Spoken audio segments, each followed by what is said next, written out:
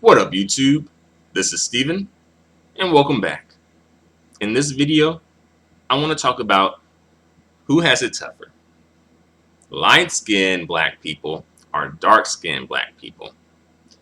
And I'm going to talk about this topic from the perspective of both inside the community and outside of the community. All right. And I'm going to come from it from my personal perspective, right?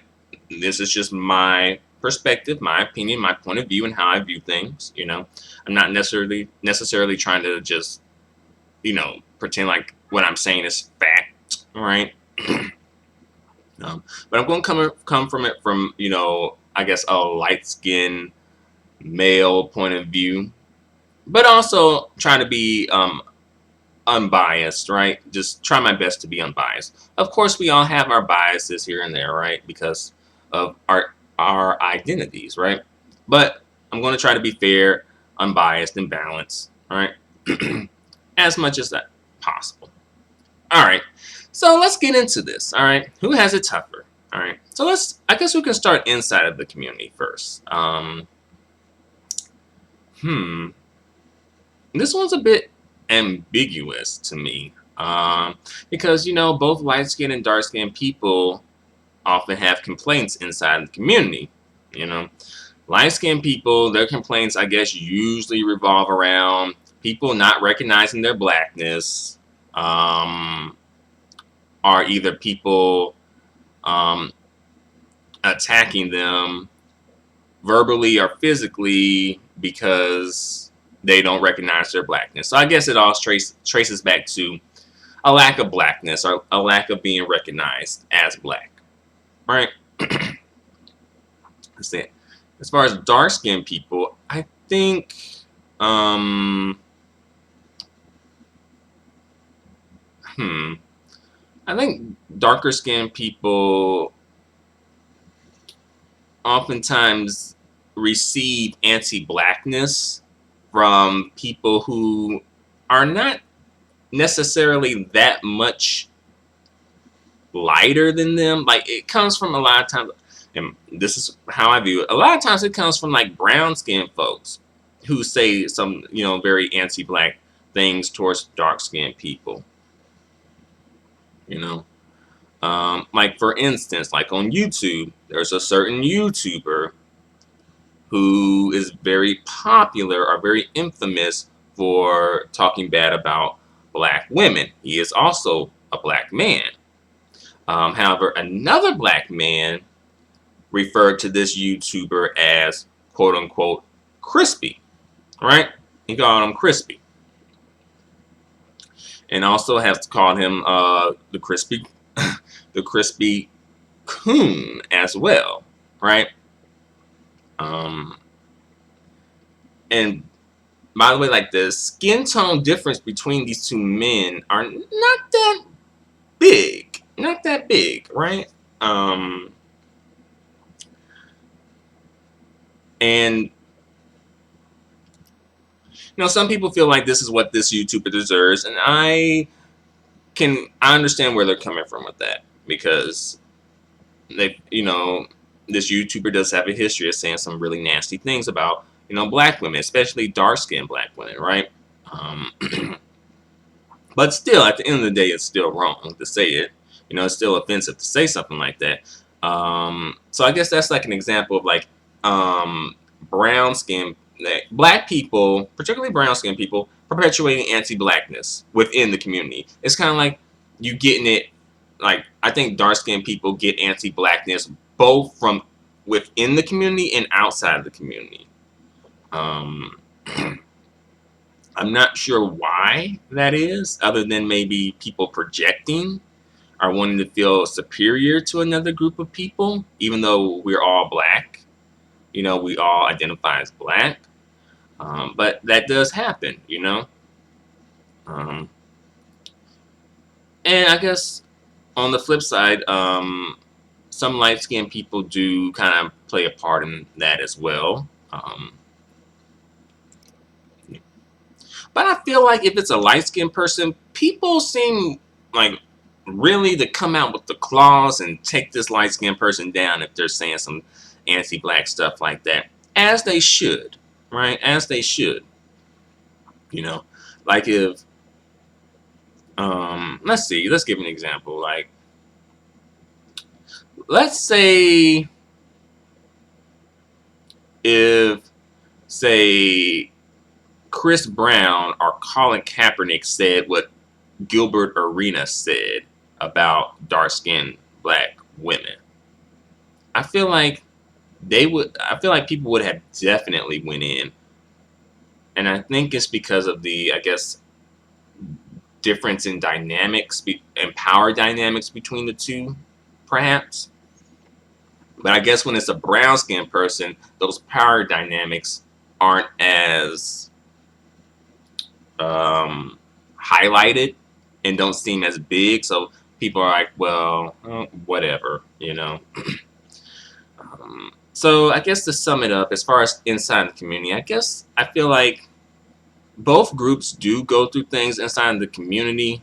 However, I kind of feel like perhaps dark-skinned people have it tougher in the community, inside of the community, because dark-skinned people deal with the anti-blackness. Like, people don't come at light-skinned people with the anti-blackness. You know, inside the community, they don't come at light-skinned people with the anti-blackness. They come at light-skinned people more so with, like, you're not black, you know, or you're not black enough, something along those lines. And then that can, you know, turn into, like, verbal assault or physical assault, you know, etc. But at the end of the day, is the light-skinned person feeling bad because they're light-skinned? I guess, but I feel like because the light-skinned person benefits from light-skinnedness, it's like you're being teased for something that you get a benefit from. So it's not as bad as being teased for something that you don't get a benefit from. You know, I guess let me give an example. Like, you have a person who was teased for being thin. Then you have a person who was teased for being heavyset, being fat, right? At the end of the day, society is more geared more towards thin people than fat people. You can see thin people on TV all the time, in print and magazines, and, you know, television and movies, etc. As far as, like, you know, heavyset people are concerned, you don't get to see that much of, not as often. You know, so while both groups may be teased, you know, ultimately I think the thin person has it easier in society because even though they're being teased for something that is a benefit. You know, they can benefit from that. You know, so while I do think that both groups have it tough inside of the community, you know, and I guess maybe brown skinned people playing a part in that. I feel like, you know, dark skinned people ultimately get it tougher, you know, because they have to deal with the anti-blackness from your own people, and that does suck.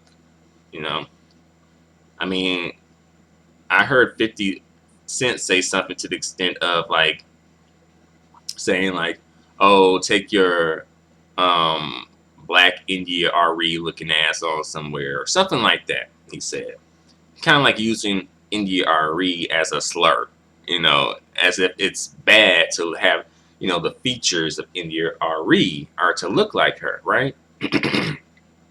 You know, and I think that does play a part in self-esteem and mental health as well. You know, again, while the light-skinned person does get teased, you know, does, you know, have to go through things, I think it's just it's different, you know, because at the end of the day, there is a benefit to them being light skinned in and outside of the community. So that's my take on it from within the community. Outside of the community, I feel like darker skinned people have it tougher outside of the community. I think both have it tougher. Well, just in general, both have it tougher going outside of the community. But we, like, light skinned people, deal with their experience with anti-blackness is different oftentimes than the darker skinned people's experience with anti-blackness, right? I think with light skinned people, we're often maybe reminded that we're black. Like, I think white people oftentimes want to remind us that we're black. And I guess some dark skinned people can say they've gone through the same thing. And I feel like oftentimes it's more, the aggression is more microaggressive, while a lot of times with darker skinned people, I think while it is microaggressive, it also kind of goes into more like of the violent aggression, you know, because oftentimes when you think of like the violent racism, you know, and violent bigotry that black people have gone through, like, who have been the primary victims of that? You know, look at the victims of the police brutalities, right? Look at the victims of lynchings, you know? Oftentimes those victims were dark-skinned men, and even some dark-skinned women there. Not to say that light-skinned people don't experience violent racism, because, you know, we have experienced that, you know, but I just don't think it's to the extent that it is with darker skinned people, especially darker skinned men. So I think because of that alone, I think that darker skinned people have it tougher outside of the community, you know. And oftentimes I think particularly white people seem to view darker skinned people as more threatening, you know. So I think right off the bat, you're coming into the situation with like potential aggression, you know?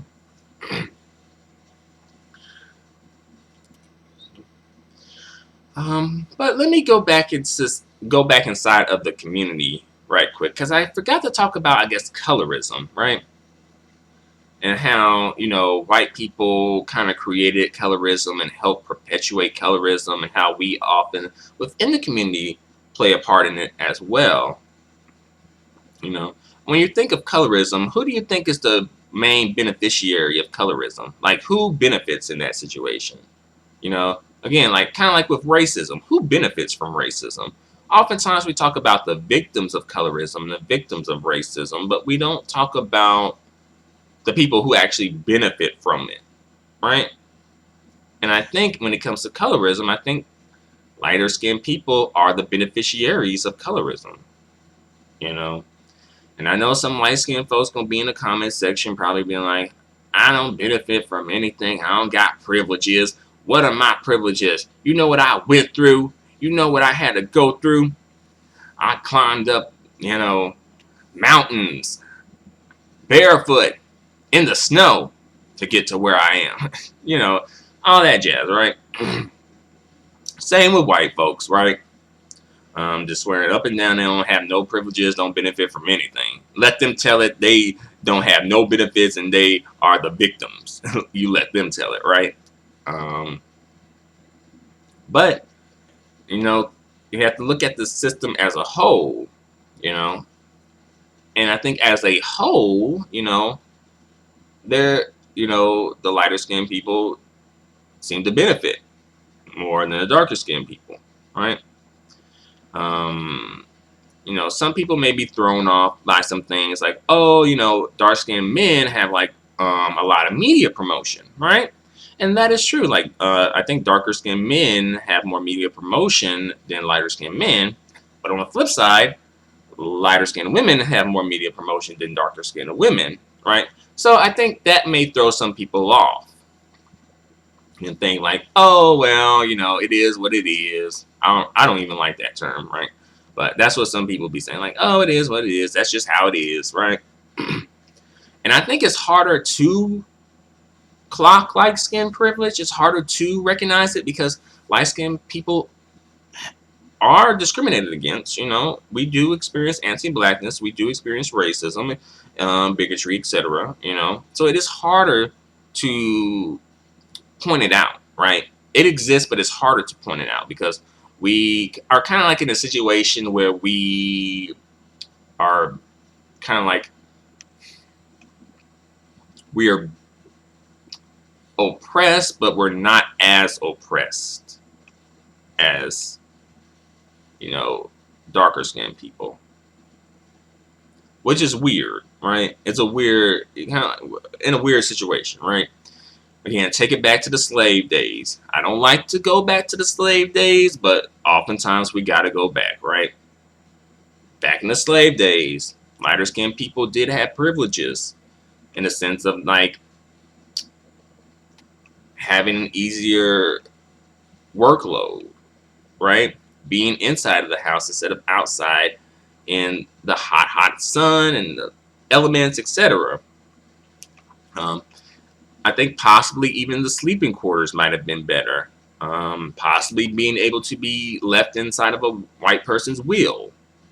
Possibly being educated by a white person or, white people. Because in those situations, like a lot of times, like the dad was like the slave owner, like the light-skinned person, like I guess the mulatto person in this case, they were related to this slave owner. So there was privilege in that, right?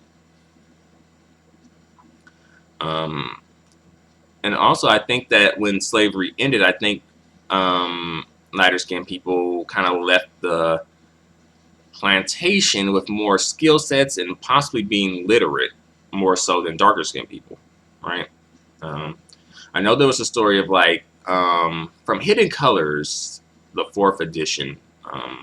They said something to the extent of like George Washington having like a half black son, and his son was raised by like I guess his aunts and uncles or whatnot, and how they did look after him and how he was able to get his freedom at the age of 21 and also able to be educated, et cetera, right? So yeah, to sum it up, yeah, there's privileges, right? A lot of times, I think privileged people are so privileged that they don't consider their privileges to be privileges. They just consider them as like the norm. Like, oh, we all have this, but it's not exactly the truth. So I guess I've gone on for long enough. As usual, I'm kind of like all over the place with this stuff. One thing leads to another. So I guess I've said all that I have to say, but I'll sum it up. So I think while both groups of people do go through their struggles in and outside of the community, we can acknowledge that, right? Both groups do have struggles, right? But I feel like lighter skinned people have a struggle that is easier or less difficult in comparison to darker skinned people. I think darker skinned people have the more difficult struggle. And, in my personal experience, I do identify as black. I consider myself black. I can, my consciousness is about black people. When issues come up about black people, they trigger me one way or the other. But, could I sit up here and say that I have the exact same, what's the phrase that I'm trying to use? I guess can I sit up here and say that I walk the same exact path as a dark-skinned black man in anti-black racist, white supremacist American society, can I really sit here and say that I walk the exact same path? No, I wouldn't. I don't think that that would be truthful, because I don't think that's the truth. It's a similar path, but it diverges at some points. It comes back. We come back and we meet back. We down and come back, right? But there are some things that some darker skinned people go through that some lighter skinned people don't go through. That seems foreign to them, right? And I've had some darker skinned people kind of hint at this, in my life, and that I've encountered in my life. They never really go into detail, like extreme details about it. Understandably, right? Understandably.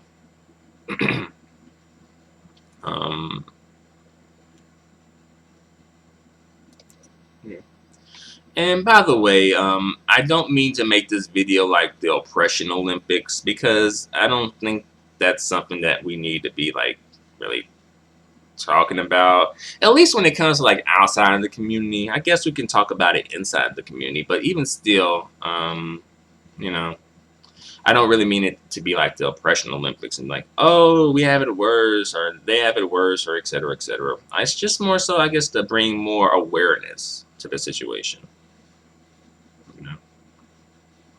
So I'm going on for long enough. Feel free to comment, subscribe, thumbs up. The feedback and support are extremely appreciated and extremely valued. Until the next video, adios and goodbye for now.